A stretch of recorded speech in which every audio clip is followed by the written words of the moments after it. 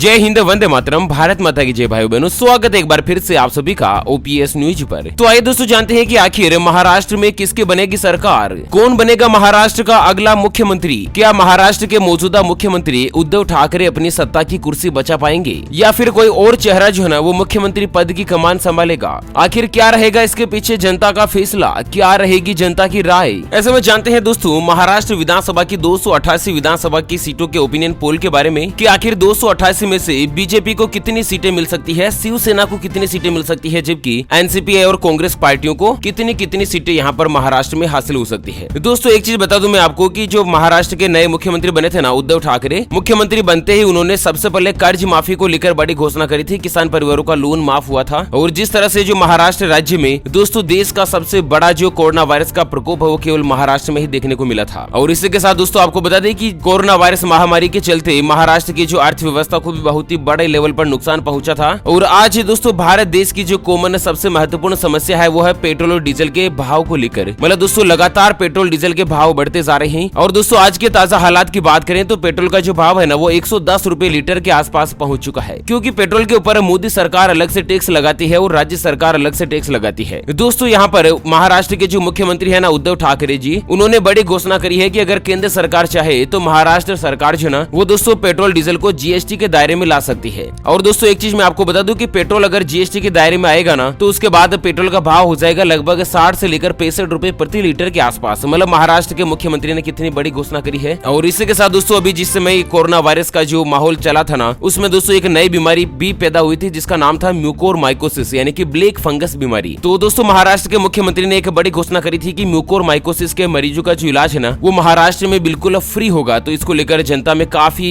अच्छा माहौल देखने को मिला, काफी पॉजिटिव माहौल देखने को मिला कि मतलब दोस्तों शिवसेना पार्टी की तरफ जनता का जो रुझान है ना वो एक बार फिर से बढ़ा है। ऐसे में दोस्तों इस वीडियो में जानते हैं कि आखिर ओपिनियन पोल के जो आंकड़े हैं वो क्या नजर आ रहे हैं, आने वाले विधानसभा चुनाव में महाराष्ट्र में किसकी सरकार बनने वाली है। तो दोस्तों सबसे पहले जानते हैं महाराष्ट्र के अहमदनगर जिले की। दोस्तों अहमदनगर जिले में कुल विधानसभा की 12 सीटें हैं और 12 सीटों में यहाँ पर जिस तरह से जो जनता की राय का ओपिनियन पोल सामने आ रहा है ना दोस्तों 12 में से 7 सीटें भारतीय जनता पार्टी हासिल कर सकती है, जबकि 1 सीट शिवसेना को मिल सकती है। और यहाँ पर जो रेशियो निकल कर आ रहा है दोस्तों 12 में से 4 सीटें जो एनसीपी को मिल सकती है। जी हाँ दोस्तों अहमदनगर की अगर बात करें तो अहमदनगर में 12 में से सबसे बड़ी पार्टी जो है ना वो दोस्तों बीजेपी बन सकती है 7 सीटें जीतकर। अच्छा अकोला जिले की बात करें तो अकोला में विधानसभा की कुल 5 सीटें हैं और 5 में से यहाँ पर दोस्तों 3 सीटों पर बीजेपी जबकि एक सीट पर शिवसेना और एनसीपी पार्टी की जीत हो सकती है। अमरावती की अगर बात करें तो अमरावती जिले में दोस्तों विधानसभा की कुल 8 सीटें हैं और 8 में से 5 सीटों पर इस बार बीजेपी और 1 सीट पर शिवसेना, जबकि दोस्तों 1 सीट पर ही एनसीपी पार्टी जो है ना वो दोस्तों जीत का कब्जा यहाँ पर बना सकती है। हालांकि दोस्तों 8 में से 1 सीट किसी अन्य पार्टी के खाते में भी जा सकती है। तो यहाँ पर दोस्तों अमरावती जिले में भी सबसे बड़ी पार्टी बीजेपी बन सकती है। दोस्तों एक छोटी सी मैं आपसे गुजारिश करना चाहूंगा, अगर आप चाहते हैं केंद्र में नरेंद्र मोदी जी को पसंद करते हैं, अगर आप चाहते हैं कि भारत देश के अगले प्रधानमंत्री नरेंद्र मोदी जी ही बने तो दोस्तों इस वीडियो को लाइक करके आप अपना समर्थन जरूर दिखाइएगा। और इसी के साथ दोस्तों औरंगाबाद जिले की चर्चा करें तो औरंगाबाद में विधानसभा की कुल 9 सीटें हैं। 9 में से 5 सीटों पर बीजेपी जबकि 2 सीटों पर शिवसेना और एनसीपी पार्टी जो है ना वो दोनों ही दोस्तों यहाँ पर जीत हासिल कर सकती है। मतलब औरंगाबाद में भी 9 में से 5 सीटें अकेले बीजेपी को मिल सकती है, जबकि बाकी बची 4 सीटों में से शिवसेना और एनसीपी दोनों ही आधी सीटें हासिल कर सकती है। बीड़ जिले की चर्चा करें, बीड़ जिले में दोस्तों विधानसभा की कुल 6 सीटें हैं। 6 में से 3 सीटों पर बीजेपी, 1 सीट पर शिवसेना जबकि 2 सीटों पर एनसीपी पार्टी की जीत हो सकती है। चलिए इसी के साथ दोस्तों अगली चर्चा करते हैं महाराष्ट्र के भंडारा जिले की। भंडारा जिले में दोस्तों विधानसभा की कुल 3 सीटें हैं और यहाँ पर दोस्तों बीजेपी, शिवसेना और एनसीपी तीनों ही पार्टियों को बराबर सीटें मिलती हुई नजर आ रही है। मतलब भंडारा जिले की 3 सीटों में से 1 सीट पर बीजेपी, 1 सीट पर शिवसेना जबकि 1 सीट पर ही एनसीपी पार्टी जो है ना वो दोस्तों जीत का रिकॉर्ड बना सकती है। बुल्ढाना जिले की चर्चा करें तो बुल्ढाना में विधानसभा की कुल 7 सीटें हैं और दोस्तों 7 सीटों के ओपिनियन पोल की ताजा अगर बात की जाए ना तो 7 में से 5 सीटों पर भारतीय जनता पार्टी, 1 सीट पर शिवसेना जबकि 1 सीट पर ही एनसीपी पार्टी की जीत हो सकती है। और हाँ दोस्तों अगली चर्चा करते हैं चंद्रपुर जिले की। चंद्रपुर जिले में विधानसभा की कुल 6 सीटें हैं। 6 सीटों पर जिस तरह से जो जनता की राय सामने आ रही है दोस्तों 6 में से 4 सीटों पर भारतीय जनता पार्टी और 1 सीट पर शिवसेना जबकि 1 सीट पर ही एनसीपी पार्टी यहाँ से जीत हासिल कर सकती है। चलिए अगली चर्चा करते हैं महाराष्ट्र के धुले जिले की। धुले जिले में दोस्तों विधानसभा की कुल 5 सीटें हैं और 5 में से 3 सीटों पर भारतीय जनता पार्टी जबकि शिवसेना और एनसीपी यहाँ से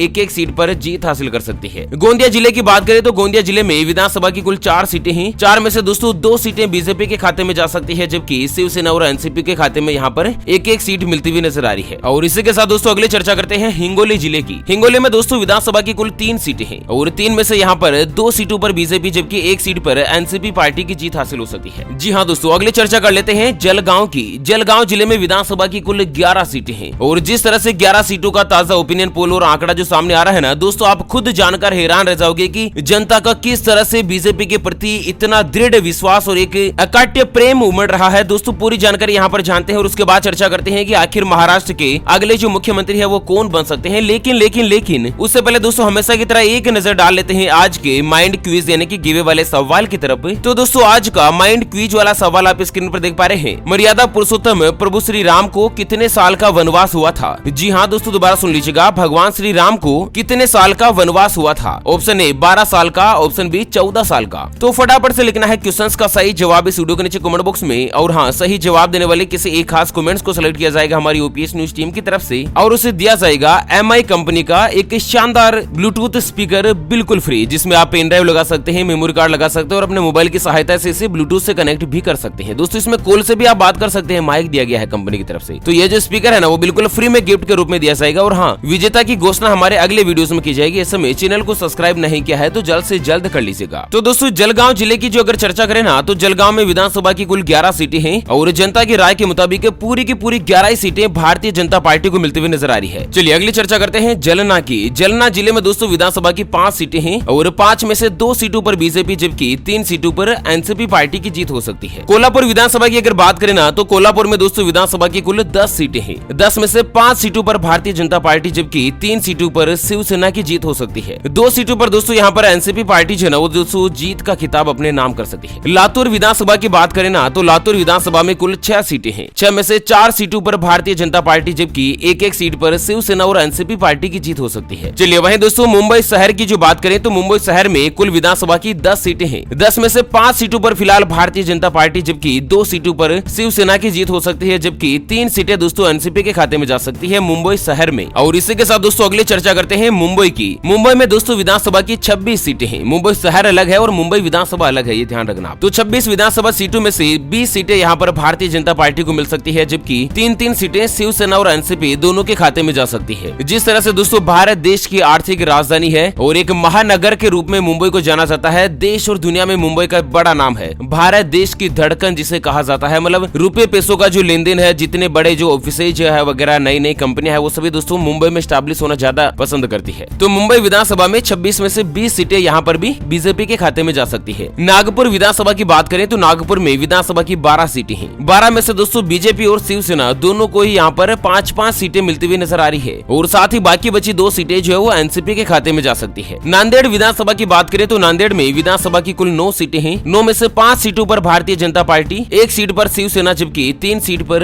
एनसीपी की जीत हो सकती है। नंदुरबार विधानसभा की बात करें ना तो यहाँ पर जिस तरह से जो जनता की राय का रेशो सामने आ रहा है, आप खुद जानकर हैरान रह जाओगे दोस्तों की नंदुरबार विधानसभा में कुल 4 सीटें हैं और 4 में से 3 सीटों पर भारतीय जनता पार्टी जबकि 1 सीट पर शिवसेना पार्टी की जीत हो सकती है। चलिए अगली चर्चा करते हैं नासिक विधानसभा की। नासिक में दोस्तों विधानसभा की कुल 15 सीटें हैं। 15 सीटों पर जिस तरह से जनता की जो राय आ रही है, 15 में से 8 सीटों पर भारतीय जनता पार्टी जबकि 5 सीटों पर शिवसेना की जीत हो सकती है और साथ ही एनसीपी को यहाँ पर 2 सीटें मिल सकती है। उस्मानाबाद जिले की बात करें तो यहाँ पर विधानसभा की कुल 4 सीटें हैं और दोस्तों कुल 4 विधानसभा में से यहाँ पर बीजेपी को कुछ खास समर्थन मिलता हुआ नजर नहीं आ रहा है। 4 में से लगभग 1 सीट बीजेपी को मिल सकती है जबकि 3 सीटें दोस्तों उस्मानाबाद जिले की एनसीपी को हासिल हो सकती है। मतलब जो मुस्लिम बहुल इलाका है ना वहाँ पर बीजेपी को समर्थन हल्का सा कम ही मिल सकता है। पालगढ़ विधानसभा की बात करें ना तो पालघर में दोस्तों कुल 6 सीटें हैं और 6 में से यहाँ पर भी बीजेपी को लगभग 1 सीट मिल सकती है जबकि शिवसेना को 3 सीटें और एनसीपी को 2 सीटें हासिल हो सकती है। परभनी जिले की चर्चा करें तो परभनी में विधानसभा की कुल 4 सीटें हैं। 4 में से दोस्तों 1 सीट बीजेपी को जबकि 2 सीटों पर शिवसेना पार्टी और 1 सीट पर एनसीपी पार्टी की जीत हो सकती है। पुणे जिले की जो चर्चा करें ना, पुणे में दोस्तों शिक्षा का स्तर जो है ना बहुत ही ज्यादा है। एजुकेशन नगरी इसको बोला जाता है और ज्यादातर दोस्तों जैसे कि कॉल सेंटर हो गया या कोई कंपनी का जो हेड ऑफिस हो गया वो या तो मुंबई में मिलेगा आपको या फिर पुणे में मिलेगा। तो पुणे में दोस्तों देश विदेश के कई सारे जो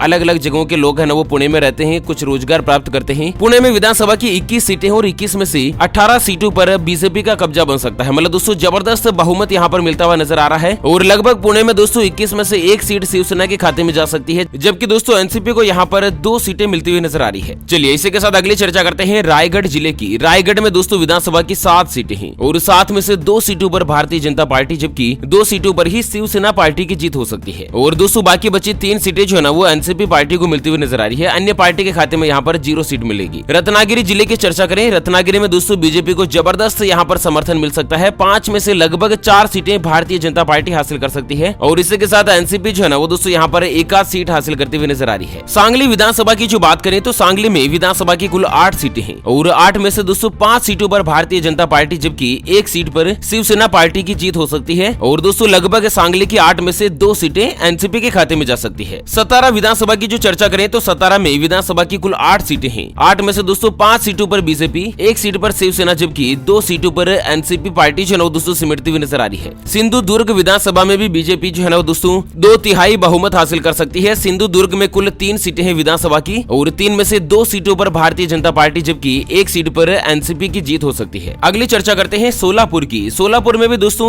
अन्य राज्यों के जो बहुत सारे व्यक्ति है वो वहाँ पर रोजगार के लिए आते हैं, काम धंधे के लिए सोलापुर में जाते हैं। सोलापुर की कुल 11 विधानसभा की सीटों पर अगर ओपिनियन पोल की चर्चा करें ना तो दोस्तों जनता की राय के मुताबिक 11 में से 6 सीटें बीजेपी को मिल सकती है। लगभग 2 सीटें जो है ना वो दोस्तों शिवसेना को और 2-3 सीटें ही एनसीपी हासिल कर सकती है। मतलब दोस्तों 11 में से लगभग 6 सीटें बीजेपी हासिल करके सबसे बड़ी पार्टी बीजेपी बन सकती है। ठाणे जिले की बात करें, ठाणे में विधानसभा की 18 सीटें हैं। 18 में से 11 सीटों पर बीजेपी, 3 सीटों पर शिवसेना जबकि एनसीपी जो यहाँ पर लगभग 4 सीटों को हासिल करते हुए सिमटती हुई नजर आ रही है। चलिए अगली चर्चा करते हैं वाशिम जिले की। वाशिम में दोस्तों विधानसभा की 3 सीटें हैं और 3 में से जनता का जो रेशो सामने आ रहा है ना बीजेपी, शिवसेना और एनसीपी तीनों को लगभग बराबर यानी कि 1-1 सीट मिल सकती है। और इसी के साथ सबसे आखिर और अंत में चर्चा करते हैं यवतमाल की। यवतमाल में दोस्तों विधानसभा की 7 सीटें हैं और 7 में से भारतीय जनता पार्टी को 4 सीटें यानी कि सबसे ज्यादा सीटें बीजेपी को मिल सकती है और बाकी बची 3 सीटें एनसीपी हासिल कर सकती है। तो कुल मिलाकर दोस्तों महाराष्ट्र विधानसभा में जो कुल 288 विधानसभा की सीटें हैं ना 288 में से जिस पार्टी को लगभग 145 सीटें मिलेगी वही पार्टी स्पष्ट बहुमत के साथ दोस्तों जीत का खिताब हासिल करेगी। तो अभी जो जनता की राय का जो ओपिनियन पोल सामने आ रहा है ना दोस्तों उसके मुताबिक 288 में से लगभग 170 से लेकर 175 सीटों के आसपास बीजेपी को मिल सकती है और 50 से लेकर 60 सीटें शिवसेना हासिल कर सकती है और लगभग दोस्तों 60-65 सीटें ही एनसीपी को मिल सकती है और 2-4 सीटों पर ही कोई अन्य पार्टी जो है ना वो जीत हासिल कर सकती है। तो इस तरह से जनता का जो रेशो सामने आ रहा है। हालांकि दोस्तों इसके बारे में आपकी क्या राय है? आपकी राय के मुताबिक महाराष्ट्र में अगला जो मुख्यमंत्री है वो कौन बन सकता है, किस पार्टी की यहाँ पर सरकार बन सकती है? दोस्तों आप अपनी राय और विचार हमें वीडियो के नीचे कमेंट बॉक्स में जरूर बताएगा। तो चलिए फिलहाल के लिए इस वीडियो को यहीं पर देते हैं विराम। फिर से होंगे हाजिर एक और नई और ताजा तरीन ब्रेकिंग न्यूज हेडलाइंस और काम की खबर के साथ। तब तक के लिए जय हिंद, जय भारत, वंदे मातरम।